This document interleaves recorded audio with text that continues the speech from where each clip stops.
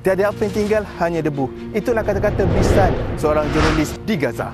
Di sana mereka ada bangunan, tapi bangunan mereka telah dihancurkan sehingga menjadi debu.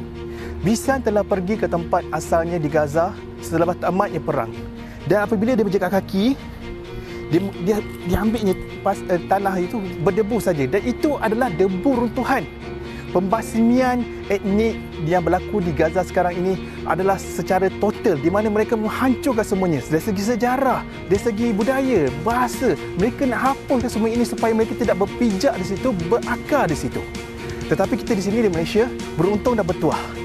Sebabkan itulah kita di Malaysia melancarkan kempen bantuan misi salju untuk mereka di sana supaya apabila mereka hadapan dengan musim sejuk ini, di mana mereka tidak ada perlindungan kerana musnahnya bangunan-bangunan yang sepatutnya menjadi tempat perlindungan mereka ini, kita dapat menyediakan kehangatan, kita dapat menghadiahkan kehangatan.